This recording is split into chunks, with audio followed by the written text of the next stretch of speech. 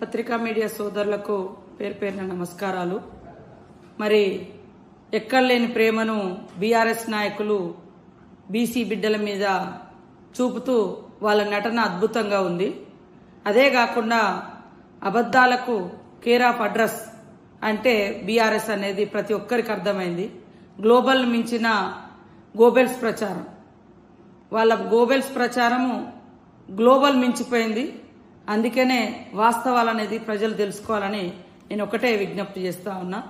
2014 ఎన్నికలలో 2014 స్థానిక ఎన్నికలలో కాంగ్రెస్ ప్రభుత్వం ఆనాడు బీసీ వర్గాలకు 34% స్థానిక ఎన్నికలలో అవకాశం ఇచ్చింది.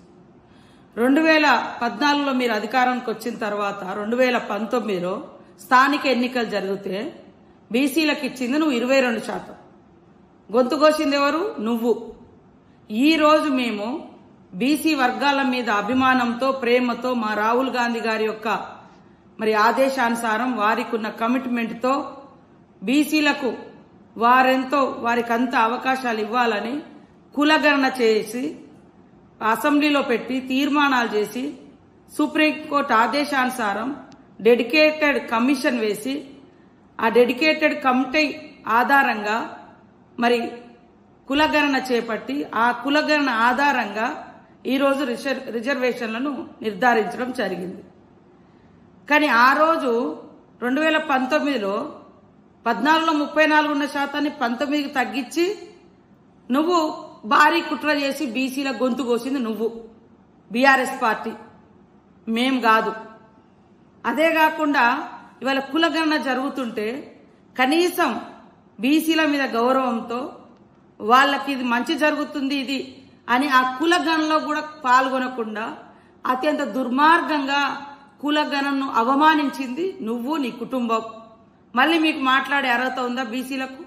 బీసీల విషయంలో మేము ఇక్కడ లోకల్గా చేయాల్సిన అన్ని ప్రయత్నాలు చేసి అన్ని రకాలుగా కమిషన్ వేయడంలో కానీ, కులగణన చేపట్టడంలో కానీ, ఎంపరికల్ డాటా సేకరణలో కానీ, అసెంబ్లీలో ప్రవేశపెట్టడం కానీ, ప్రాపర్గా గవర్నర్కు పంపడం కానీ ఎక్కడ మా లోటు లేకుండా మేము అన్నీ చేసినాం.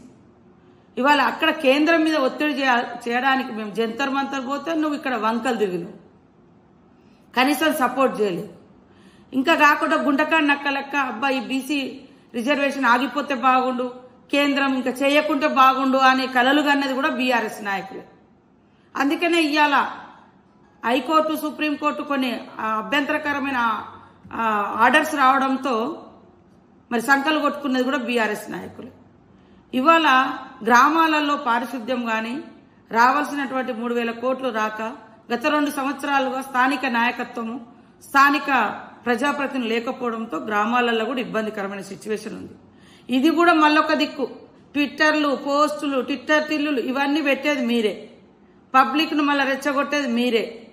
ఇవాళ మార్చి మరి 2025 మార్చి లోపు 2026 మార్చి లోపు 15th ఫైనాన్స్ క్లోజ్ కాబోతున్న సందర్భంగా 5 years ప్లానింగ్, మరి ఇప్పుడు రావాల్సినటువంటి డబ్బులు కూడా ఆగిపోయే పరిస్థితి ఉంది. లోకల్ బాడీ లేకుంటే లోకల్గా ప్రజలకు అందుబాటులో ప్రజాప్రతినిధులు లేకపోవడంతో సరే ఈ యొక్క రిజర్వేషన్ మీద ఇప్పుడున్నటువంటి రిజర్వేషన్ మీదనే కోర్టు ఆదేశానుసారమే ముందుకెళ్తూ మేము కేంద్ర ప్రభుత్వం మీద బీసీలకు రిజర్వేషన్ల విషయంలో ఎక్కడా కూడా మా పోరాటాన్ని ఆపము. కానీ మీరు పోరాటంలో లేరు, కులగణలో లేరు.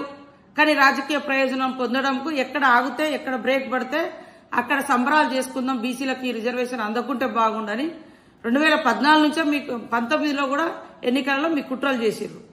ఆ కుట్రనే ఈరోజు కడుపు నింప పెట్టుకొని మీరు ఇవాళ బీసీల మీద ప్రేమ ఉన్నట్టు కాదు, కడుపులో కత్తులు పెట్టుకొని ఇది ఆగిపోవాలని కుట్ర పన్నిండ్రు. మేము ఒక్కటే తెలియజేస్తా ఉన్నాం. మరి 2014లో మేము 34% ఇచ్చిన రిజర్వేషను 2019కి వచ్చేసరికి ఎందుకు తగ్గిందో ఒక్కసారి కేటీఆర్, హరీష్ రావు, బీఆర్ఎస్ వాళ్ళు సమాధానం చెప్పాలి.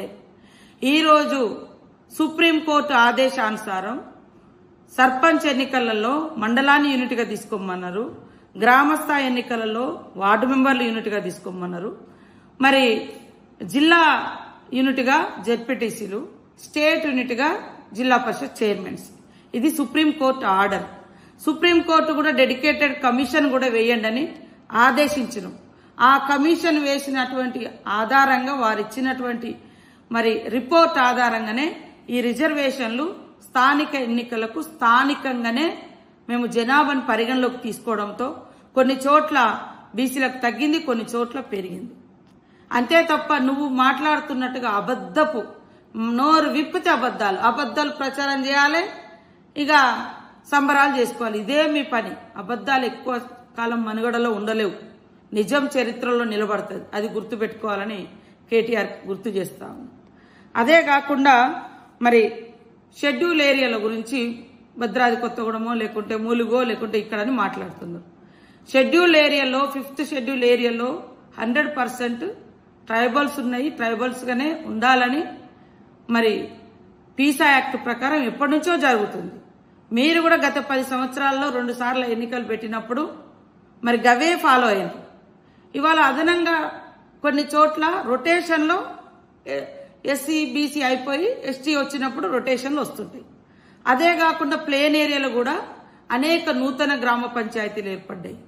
వాళ్ళ రిజర్వేషన్ ఎస్టీలలో కూడా ప్లేన్ ఏరియాలో 100% ఎస్టీలు ఉన్న కాడ లేదా తండాలు ఉన్న కాడ లేదా గూడాలు ఉన్న కాడ 100% ఉన్న కాడ వాళ్ళ పాపులేషన్ బట్టి వాళ్ళకు ఇవ్వడం జరుగుతుంది.